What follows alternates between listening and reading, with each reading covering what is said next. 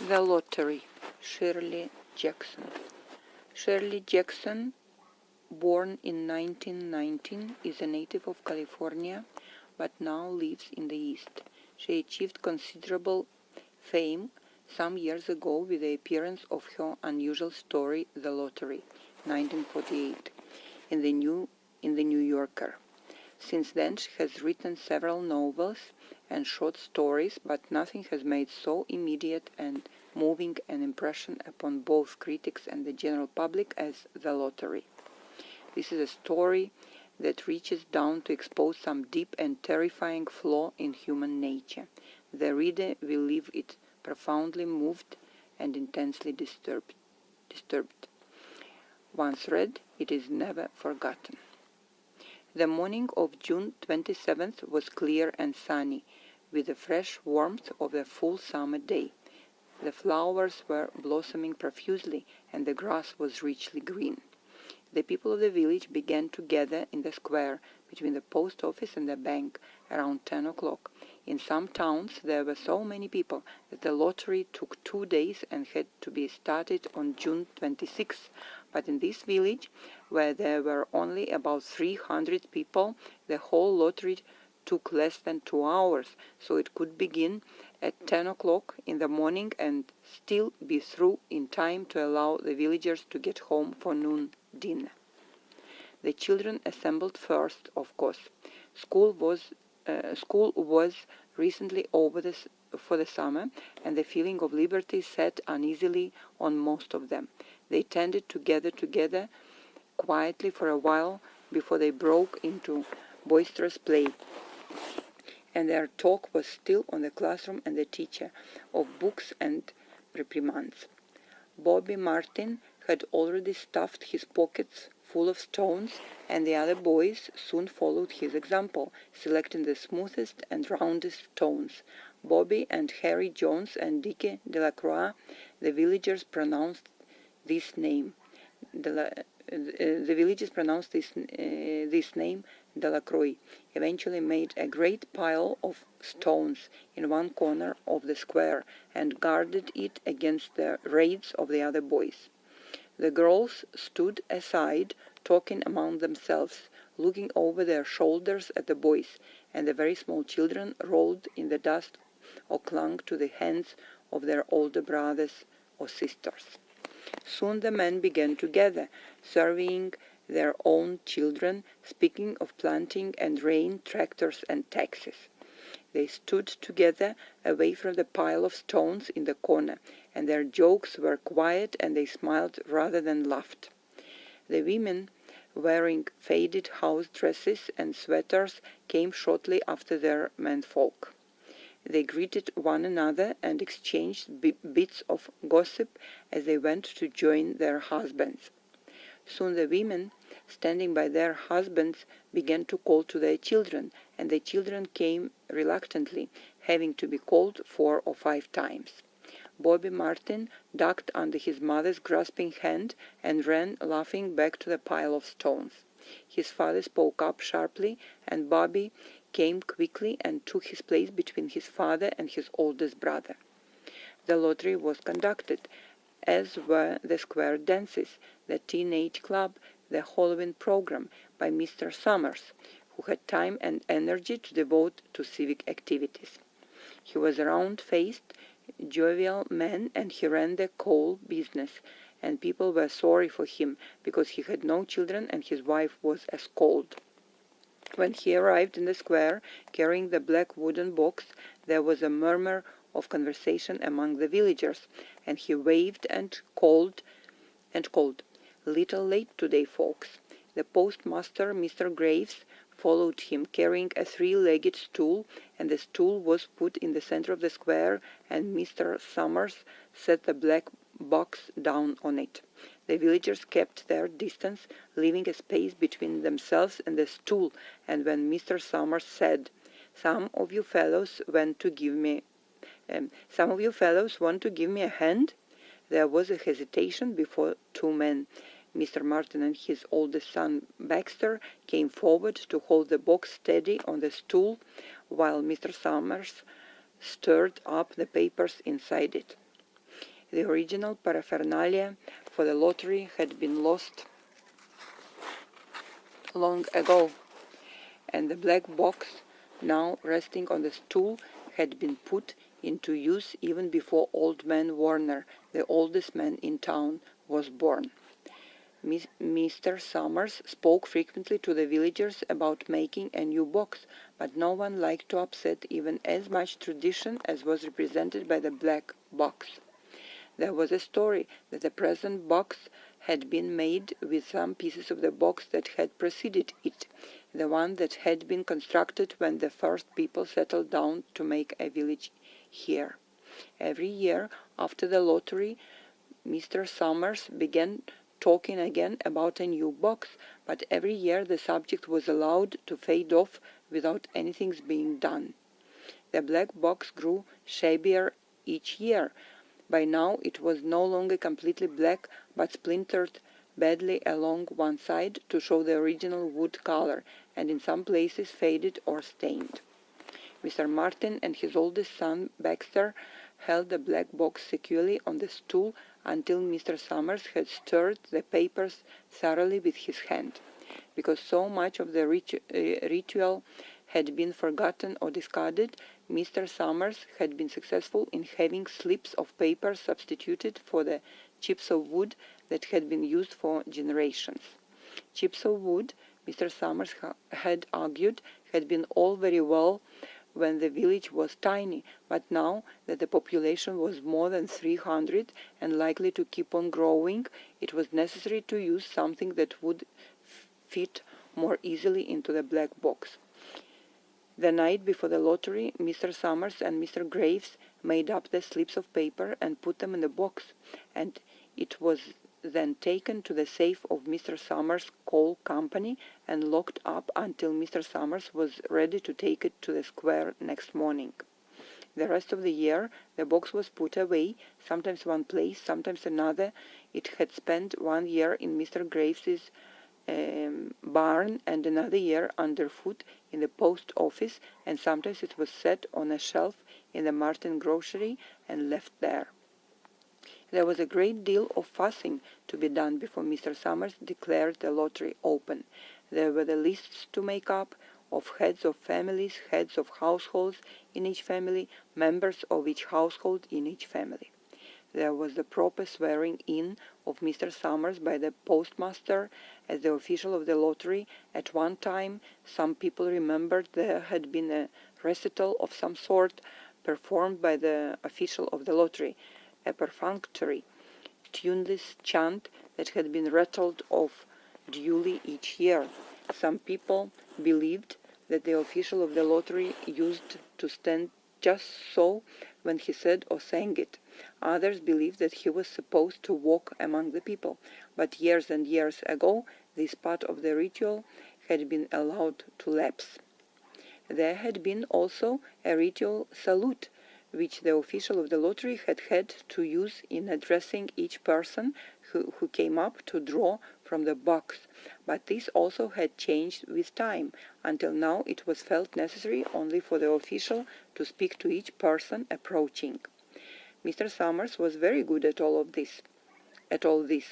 In his clean white shirt and blue jeans, with one hand resting carelessly on the black box, he seemed very proper and important as he talked interminably to Mr. Graves and the Martins. Just as Mr. Summers finally left off talking and turned to the assembled villagers, Mrs. Hutchinson came hurriedly along the path to the square, her sweater thrown over her shoulders, and slid into place in the back of the crowd. "Clean forgot what day it was," she said to Mr. Delacroix, who stood next to her, and they both laughed softly. "Thought my old man was out back stacking wood," Mrs. Hutchinson went on, "and then I looked out the window, and the kids were gone, and then I remembered it was the 27th, and came a-running." She dried her hands on her apron, and Mrs. Delacroix said, "You are in time, though. They are still talking away up there." Mrs. Hutchinson craned her neck to see through the crowd and found her husband and children standing near the front. She tapped Mrs. Delacroix on the arm as a farewell and began to make her way through the crowd. The people separated good-humoredly to let her through. 2 or 3 people said, in voices just loud enough to be heard across the crowd, "Here comes your Mrs. Hutchinson." And Bill, she made it after all. Mrs. Hutchinson reached her husband, and Mr. Summers, who had been waiting, said cheerfully, "Thought we were going to have to get on without you, Tessie." Mrs. Hutchinson said, grinning, "Wouldn't have me leave my dishes in the sink now, would you, Joe?" And soft laughter ran through the crowd as the people stirred back into position after Mrs. Hutchinson's arrival. "Well, now," Mr. Summers said soberly, "guess we better get started, get this over with, so we can go back to work. Anybody ain't here?" "Dunbar," several people said. Dunbar. Mr. Summers consulted his list. "Clyde Dunbar," he said. "That's right. He's broke his leg, hasn't he? Who's drawing for him?" "Me, I guess," a woman said, and Mr. Summers turned to look at her. "Wife draws for her husband," Mr. Summers said. "Don't you have a grown boy to do it for you, Janie?" Although Mr. Summers and everyone else in the village knew the answer perfectly well, it was the business of the official of the lottery to ask such questions formally. Mr. Summers waited with an expression of polite interest while Mrs. Dunbar answered.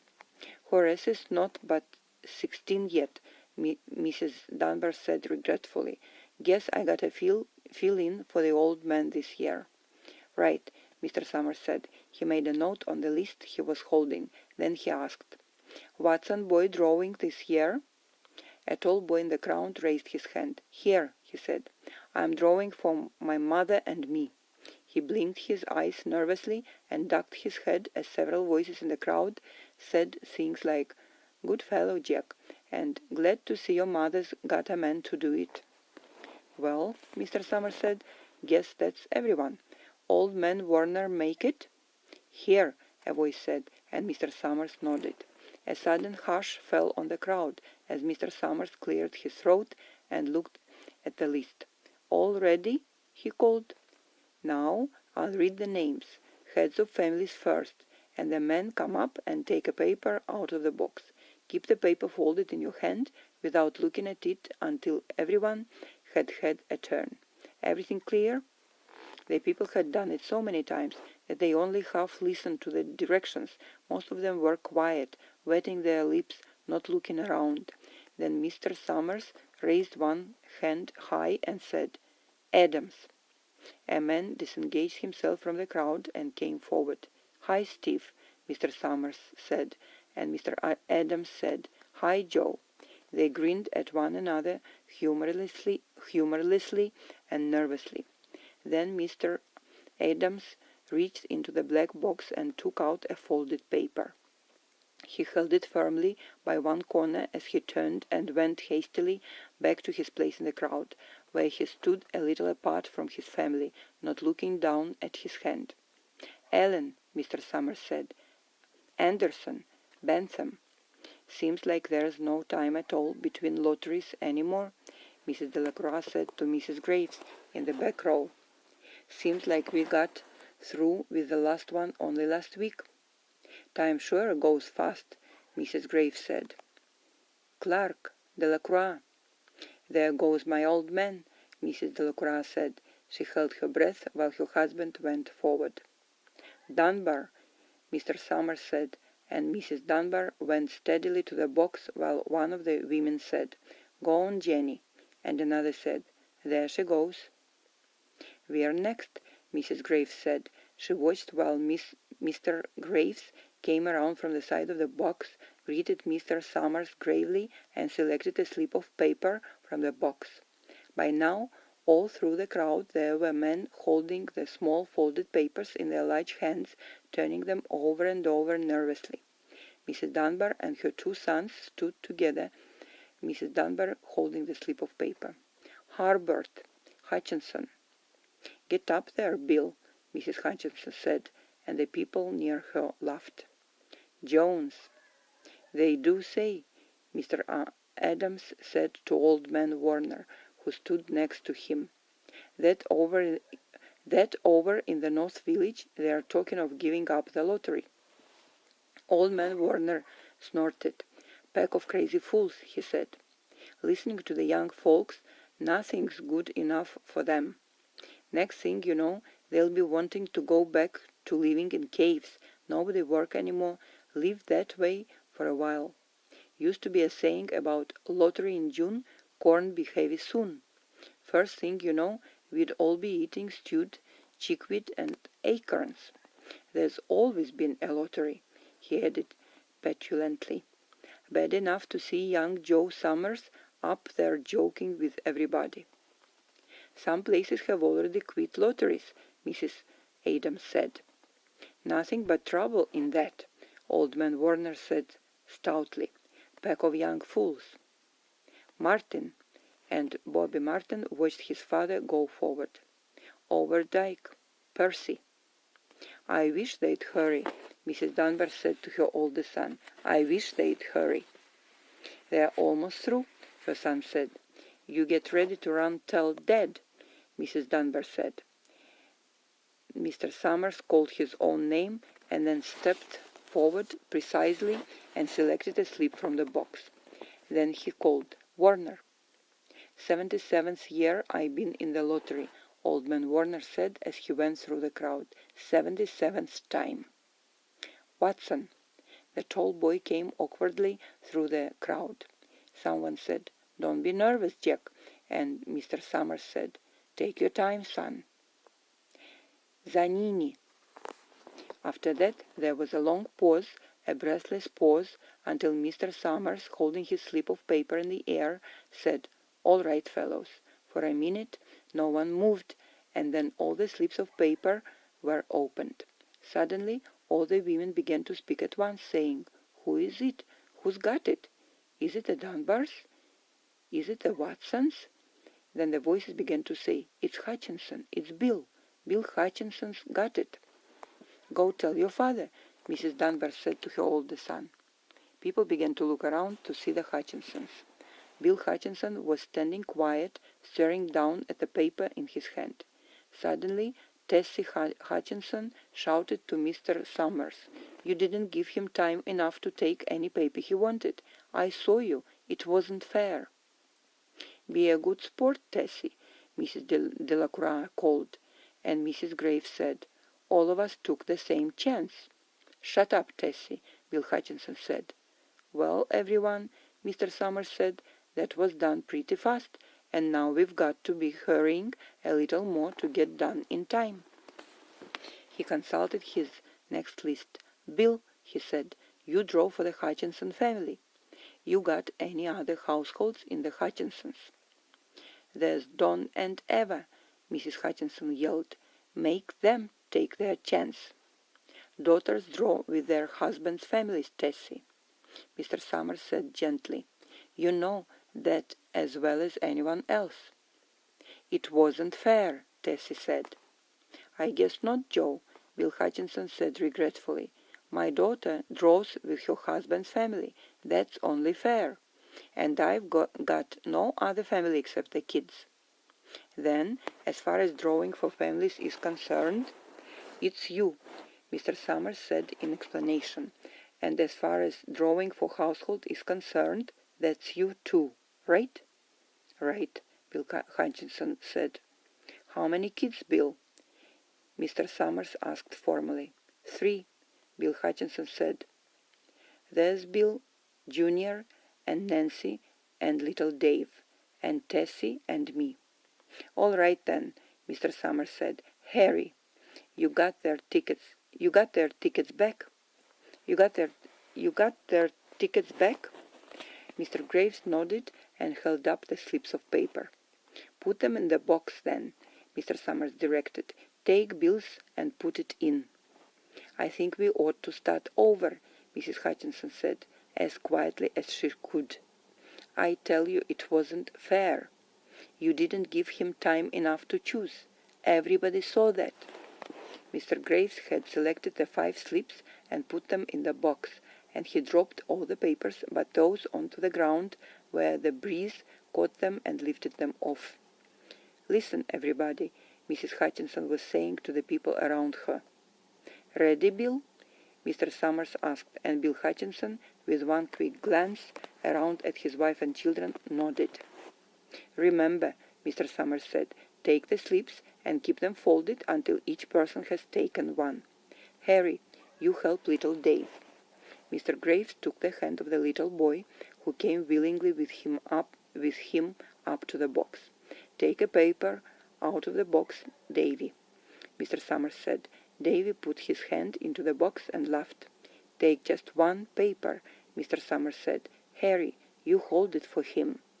Mr. Graves took the child's hand and removed the folded paper from the tight fist and held it while little Dave stood next to him and looked up at him wonderingly. "Nancy next," Mr. Summers said. Nancy was 12, and her school friends breathed heavily as she went forward, switching her skirt, and took a slip daintily from the box. "Bill, Jr.," Mr. Summers said, and Billy, his face red and his feet overlarge, nearly knocked the box over as he got a minute, looking around defiantly, and then set her lips and went up to the box. She snatched a paper out and held it behind her.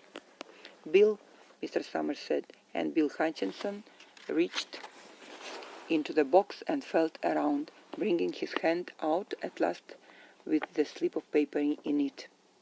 The crowd was quiet. A girl whispered, "I hope it's not Nancy," and the sound of the whisper reached the edges of the crowd. "It's not the way it used to be," Old Man Warner said clearly. "People ain't the way they used to be." "All right," Mr. Summers said. "Open the papers. Harry, you open little Dave's." Mr. Graves opened the slip of paper, and there was a general sigh through the crowd as he held it up, and everyone could see that it was blank. Nancy and Bill, Jr., opened theirs at the same time, and both beamed and laughed, turning around to the crowd and holding their slips of paper above their heads. "Tessie," Mr. Summers said. There was a pause, and then Mr. Summers looked at Bill Hutchinson, and Bill unfolded his paper and showed it. It was blank. "It's Tessie," Mr. Summers said, and his voice was hushed. "Show us her paper, Bill." Bill Hutchinson went over to his wife and forced the slip of paper out of her hand. It had a black spot on it, the black spot Mr. Summers had made the night before with a heavy pencil in the coal company office. Bill Hutchinson held it up, and there was a stir in the crowd. "All right, folks," Mr. Summers said, "let's finish quickly." Although the villagers had forgotten the ritual and lost the original black box, they still remembered to use stones. The pile of stones the boys had made earlier was ready. There were stones on the ground with the blowing scraps of paper that had come out of the box. Mrs. Delacroix selected a stone so large she had to pick it up with both hands, and turned to Mrs. Dunbar. "Come on," she said. "Hurry up." Mrs. Dunbar had small stones in both hands, and she said, gasping for breath, "I can't run at all. You'll have to go ahead, and I'll catch up with you." The children had stones already, and someone gave little Davy Hutchinson a few pebbles. Tessie Hutchinson was in the center of a cleared space by now, and she held her hands out desperately as the villagers moved in on her. "It isn't fair," she said. A stone hit her on the side of the head. Old Man Warner was saying, "Come on, come on, everyone." Steve Adams was in the front of the crowd of villagers, with Mrs. Graves beside him.